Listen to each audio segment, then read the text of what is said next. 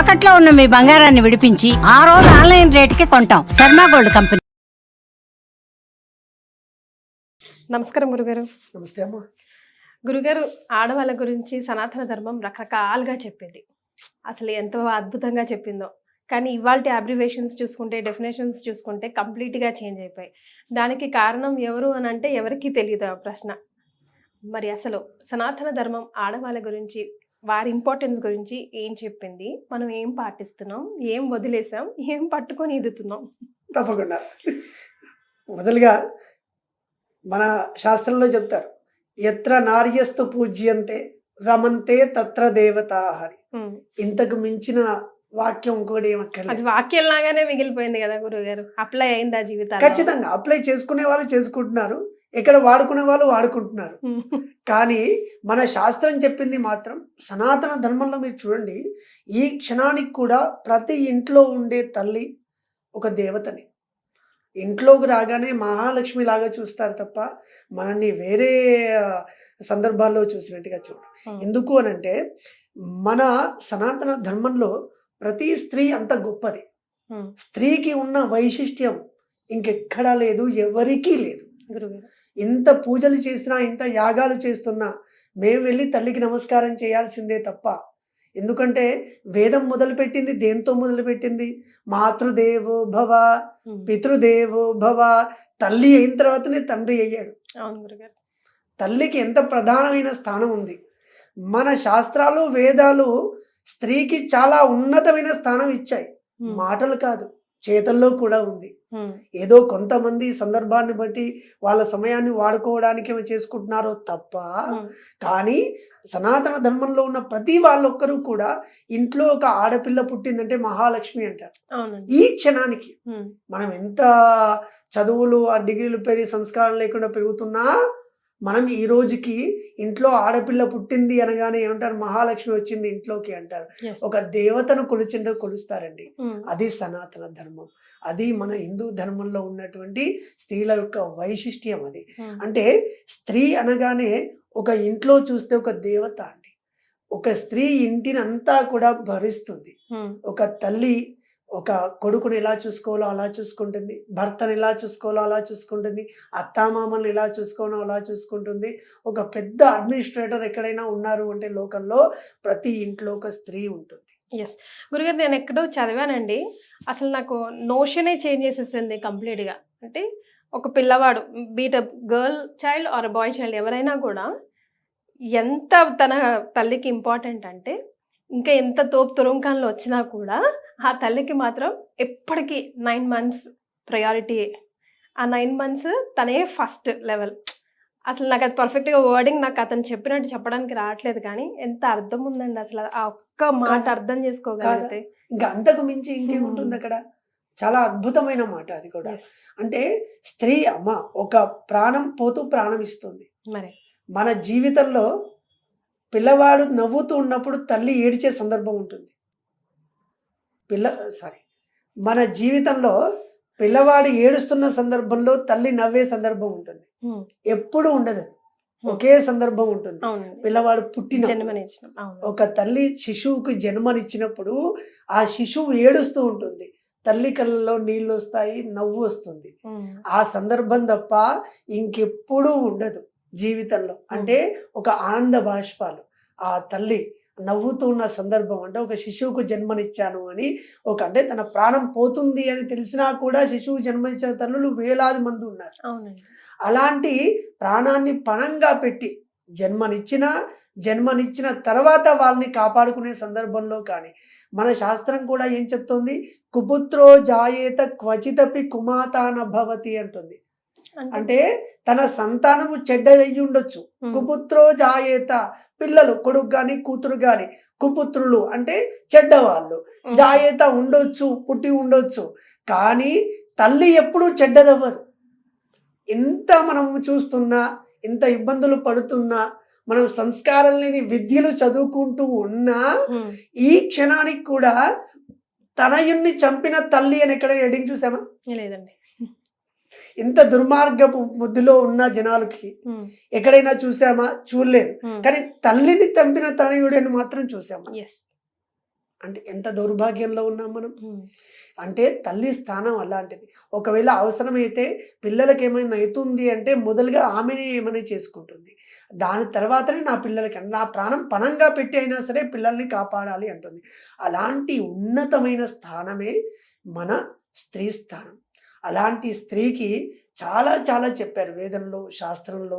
ఇప్పటికి అంటే మీరు అంటారేమో చెప్పారు కానీ పాటిస్తున్నారా కానీ ఇక్కడ అని కొన్ని పాటించిన వాళ్ళని మనం ఒక లిస్ట్ రాసుకుంటే గురుగారు, నిజంగా భక్తి శ్రద్ధలతో లైక్ ఉమెన్ ఎంపవర్మెంట్ ఇచ్చిన ఫ్యామిలీస్ నిజంగా హై లెవెల్లో ఉన్నాయండి. చాలా సుఖంగా ఉన్నారు. చాలా హై లెవెల్‌లో ఉన్నారు. మళ్ళీ మీరు ప్రయత్నం చేయండి. ప్రతి ఇంట్లో కూడా ఫైనాన్స్ రిలేటెడ్ అంతా కూడా ఆడవాళ్ళకివ్వండి. గురుగారు నేను ప్రత్యక్షం మా ఇంట్లో. మరి అంటే ఆడవాళ్ళకి మీ ఇంటిని మెయింటైన్ చేయడం కానీ, మనకి సంపాదించే సంపాదన ఒక క్రమంలో పెట్టడంలో కానీ, దీనిలో ఆడవాళ్ళు నేర్పాలి. అంటే మహాలక్ష్మి స్థానం కదా! ఆమెకిచ్చిన చేతికి ఆమెకి డబ్బులిస్తే, నేను ఇప్పటికి కూడా బయటెక్కడైనా ఎళ్ళొస్తే మా భార్య చేతిలో డబ్బులు పెడతాం. అంటే వాళ్ళకిచ్చిన డబ్బు అధికంగా అవుతుంది అని ఒకటి. మళ్ళీ తర్వాత వాళ్ళ చేతిలో ఉన్న డబ్బు ఎలాంటి వేరే విధానికి వెళ్ళదు. ఒక ఇల్లును గడపడానికి, ఇంట్లో కావలసిన పదార్థాలు కొనుక్కోవడానికైనా, ఇల్లుని క్రమంగా ఉంచుకోవడానికైనా ఆడవాళ్ళ పాత్ర చాలా పెద్దది. ఒక ఆడవాళ్ళకి మించిన అడ్మినిస్ట్రేటర్ వేరే ఎవరు ఉండరండి. ద బెస్ట్ అండి. The best. అంటే ఏ సమయంలో ఎలా ఉండాలి, ఏ సమయంలో ఏం చెయ్యాలి అని వాళ్ళకి మాత్రమే తెలుస్తుంది. కానీ ఆడవాళ్ళు కూడా మనకు ఒకవేళ మేము ఉపవాసం ఉన్నాం అనుకోండి, ఏకాదశి అని ఉపవాసం ఉన్నాం అనుకోండి, కొన్ని ఎగ్జిబిషన్స్ ఉంటాయి. పండ్లు తినడానిలే, పాలు తాగుదానిలే అని అనుకోవచ్చు. ఒకవేళ ఆడవాళ్ళే నియమంగా ఉండాలనుకుంటే బ్రహ్మదేవుడు దిగి వచ్చినా నీళ్లు కూడా ముట్టరండి. మీకు ఇంకెక్కడ చూడలేము మనం.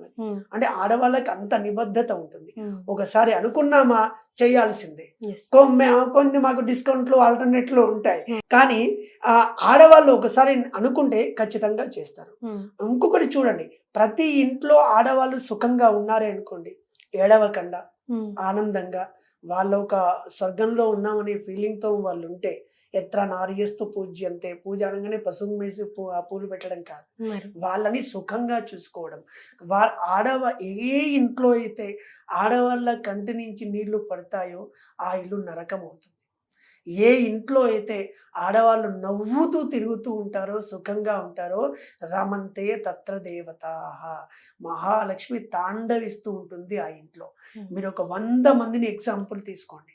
ఇంట్లో ఆడవాళ్ళు సుఖంగా ఉన్నారు అనుకోండి, ఆ ఇల్లు స్వర్గం అండి. ఆడవాళ్ళు ప్రతిరోజు ఏడుస్తూ బాధపడుతూ ఉన్నారనుకోండి, ఆ ఇంట్లో తిన్నది అరగదు, డబ్బు లోపలికి రాదు, రోగాల మయం అవుతోంది, ఇల్లంతా కూడా ఒక నరకప్రాయంగా మారుతుంది. మీరు ఎగ్జాంపుల్ గా తీసుకోవచ్చు. ఎవరో చెప్పిన మాట వినాల్సిన పని లేదు. ఆడవాళ్ళని సుఖంగా ఉంచుకుంటే మీరు ఖచ్చితంగా ఆనందమయ జీవితాన్ని గడుపుతారు. అంటే ఏం చేయమంటారు గురుగారు? మాకు చెప్పండి కొంచెం, మేము ఇక్కడ నుంచి అయినా మారుతాం అని అడిగే వాళ్ళకి మీరు చెప్పారు. తప్పకుండా. అంటే మొదలుగా ప్రతి దానికి ఆడవాళ్ళ మీద దూషించడం, ఆడవాళ్ళని ఇబ్బంది పెట్టడం, అట్లా కాకుండా వాళ్ళని సుఖంగా కొంతమందిని చూస్తుంటాం, బయట ఏదో ఆఫీస్లోనో ఎక్కడో టెన్షన్ తీసుకొని వచ్చి అంత ఆడవాళ్ళ మీద రుద్దేస్తుంటారు, ఇంటికి వచ్చి అంత తిట్టేయడం చేయడం చేస్తూ ఉంటారు. దానివల్ల ఉపయోగం ఏంటి ఉందా? లేదు. కానీ వాళ్ళు కంటతడి పెట్టారనుకోండి, మనకది శాపనార్థాలుగా మారుతాయి. ఉదాహరణకి మేము జాతకం చూసామనుకోండి, మీకు స్త్రీ శాపం ఉంది అని చెప్తాం. ఒకవేళ మీరు వినుంటారు స్త్రీ శాపం. పురుష శాపం ఎక్కడ వినున్నారా? ఉండదు కూడా. అంటే స్త్రీ శాపానికి అంత పవర్, స్త్రీకి ఉన్న పవర్ అలాంటిది. సనాతన ధర్మంలో ఉన్న స్త్రీ ఒక దేవత, పురుషుడు దేవత అని చెప్పలేదు, స్త్రీనే దేవతగా చెప్పారు. మన లక్ష్మీ నారాయణాభ్యాం నమః అంటాం, ఉమా మహేశ్వరాభ్యాం నమః అంటాం. అంటే కొంతమంది సొంత లాభానికి రిజర్వేషన్ పెట్టుకోవచ్చు, కానీ మన శాస్త్రము ఎప్పుడో రిజర్వేషన్ ఇచ్చేసింది. అంటే ఉమా అమ్మవారి తర్వాతనే పరమేశ్వరుడు వచ్చాడు, తర్వాత లక్ష్మీనారాయణ, లక్ష్మీ తర్వాతనే నారాయణుడు వచ్చాడు. ఎవరున్నాను మొదలు? అమ్మవారే ఉందిగా. అమ్మవారి తర్వాతనే అయ్యవారు వచ్చారు కదా. శివశక్త్యా యుక్తో యది భవతి అంటారు. శివుడికి కూడా ఏదైనా చెయ్యాలంటే మొదలుగా అమ్మవారి శక్తి కావాలి. ఆ శక్తియే ఈరోజు ఉన్నటువంటి ప్రతి సనాతన ధర్మం అంటే ఉద్దేశం ఎందుకు చెప్తున్నానంటే, ప్రతి మహిళ కూడా దేవతే. కానీ సనాతన ధర్మంలో ఇంకా ఇంకా విశేషంగా చెప్పారు. ఆడవాళ్లకు ధర్మాలైనా అలానే చెప్పారు. ఆడవాళ్ళు ఉండే విధానాన్ని కూడా అలానే చెప్పారు. ఆడవాళ్ళ వల్ల ఇల్లు ఎంత సుఖంగా ఉంటుందో కూడా అక్కడ చెప్పారు. ఒకవేళ ఒకటే చేయాల్సింది, ఆడవాళ్ళని సుఖంగా ఉంచుకోండి, మీ ఇల్లు స్వర్గంగా ఉంచుకోండి. మీకు స్వర్గం కావాలా, నరకం కావాలా అనేది మీరే నిర్ణయించుకోవచ్చు. ఎవరైనా సరే. అంటే ప్రతి పురుషునికి ఒక విజ్ఞాపన, రిక్వెస్ట్ అంతే. మీరు ఒక సంవత్సర కాలం చూడండి, మీ ఇంట్లో తల్లైనా, భార్య అయినా, కూతురైనా, ఎవరినైనా సరే వాళ్ళ కంటి నుంచి నీళ్లు పడకుండా చూడండి. ఒకవేళ వాళ్ళ కంటి నుంచి బాధపడుతూ నీళ్లు పడతాయి అనుకోండి, ఆ ఇల్లు ఖచ్చితంగా నరకప్రాయమే. నరకం ఎక్కడో లేదు, ఆ ఇంట్లో ఉందని. అంటే నరకం అనగానే బాధలతో కూడుకుంది నరకం అని అర్థం.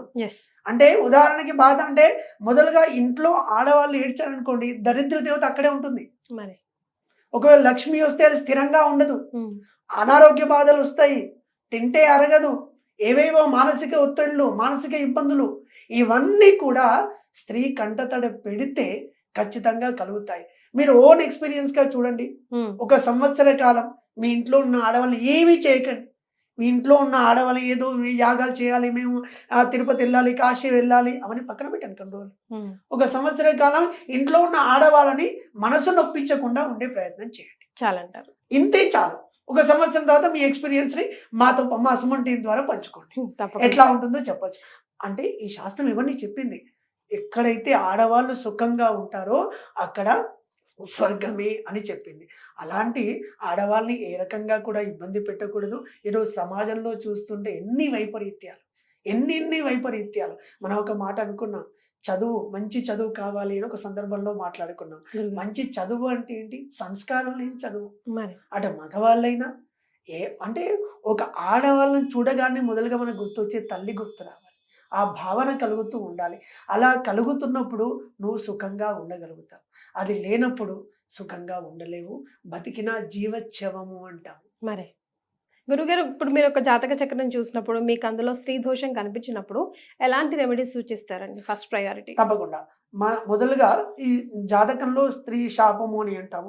తర్వాత మొదలుగా తల్లిదండ్రుల యొక్క శాపం ఉంది అనుకుంటాం. ఎవరి శాపం ఉన్నా సంబంధమైన, ఉదాహరణకి మీ తల్లిదండ్రుల నుంచి మీ గురించి కంటతడి పెట్టారు, వాళ్ళు బాధపడుతున్నారు అనుకుందాం అనుకోండి. వాళ్ళకి ఒక పవమాన హోమం అని చెప్తాం. పవమాన హోమం చేసి వాళ్ళకు బట్టలు పెట్టి ఆ క్షమాపణ కోరుకోవడం, నా ద్వారా నువ్వేమైనా బాధపడి ఉంటే క్షమించు అని. అట్లానే స్త్రీలకు కూడా స్త్రీ శాపం ఏదైతే ఉందో దానికి ఏం చెప్తారు? చండీ హోమం అని చెప్తారు. చండీ హోమం అమ్మవారి స్వరూపం కదా. చండీ హోమం చేసుకొని మాకు తెలిసి ఉంటే ఆ పాపం తెలిసి చేయాలి. ఒకవేళ మీరు పాపం తెలిసి చేశారు, ఎవరిని ఒకరిని బాధ పెట్టారు, ఒక స్త్రీని బాధ పెడితే ఖచ్చితంగా వెళ్ళి క్షమాపణ కోరాలి. క్షమాపణ కోరితే కొంచెమైనా శాతం తగ్గుతుంది. ఇక్కడ ఈ చండీ అమ్మవారి అనుగ్రహం ఎట్టాగో ఉంటుంది. కానీ తెలిసి చేసి నేను హోమం చేస్తే ఈ కోపం పోతుంది, తప్పు. ఎప్పుడూ కానీ పాపం తెలియక చేసుకున్న దానికి మాత్రమే పరిహారం. తెలిసి ఎవరినో చంపి వచ్చి యాగం చేస్తాను అంటే కుదరదుగా. ఆ దానికి శిక్ష అనుభవించాల్సింది. కానీ ఇప్పుడు భక్తి కన్నా ముక్తే కోరుకుంటున్నారు కదా. కానీ మన శాస్త్రం చెప్పింది ఎప్పటి వరకు మనకు తెలియకుండా ఏవైనా పాపాలు జరిగి ఉండొచ్చు, తన నివారణకి యజ్ఞయాగాదులు, పూజాది కార్యక్రమాలు చెప్పారు. అలానే స్త్రీకి కూడా స్త్రీ శాపం ఒకవేళ ఉంది అనుకుంటే చండీ యాగాన్ని విశేషంగా ఆరాధించి స్త్రీలందరికీ, అంటే మామూలుగా ఏం చెప్తామంటే సువాసినులు పిలిచి బట్టలు పెట్టి వాళ్ళకి ఏదైతే పూజ చేయాలో పూజ చేసి మేము చండీ హోమాలు చేస్తాం. ఈ చండీ హోమాలన్నీ కూడా ఎప్పుడు సుసంపన్నం అవుతాయి తెలుసా? సంపూర్ణం సువాసిని పూజతో మాత్రమే సుసంపన్నం అవుతాయి. మేము ఈ 5 రోజులు యాగాలు చేస్తూ ఉంటాం, 3 రోజులు యాగాలు చేస్తాం, 1 రోజు యాగం చేస్తాం. చివరికి కలశ ఉద్వాసన అంటాం, అంటే దేవతల్ని కలశల నుంచి పంపించడం. ఆ ఎప్పుడు చేస్తాము మహామంగళారతి అని అంటే ఈ సువాసిని పూజ అయిన తర్వాతనే చేస్తాం. అంటే మీరు అన్నారు కదా మొదలు, కొన్ని శాస్త్రంలో చెప్పారు కానీ ఉందా అంటే ఉంది. ఆచరించే వాళ్ళని బట్టి ఉంటుంది.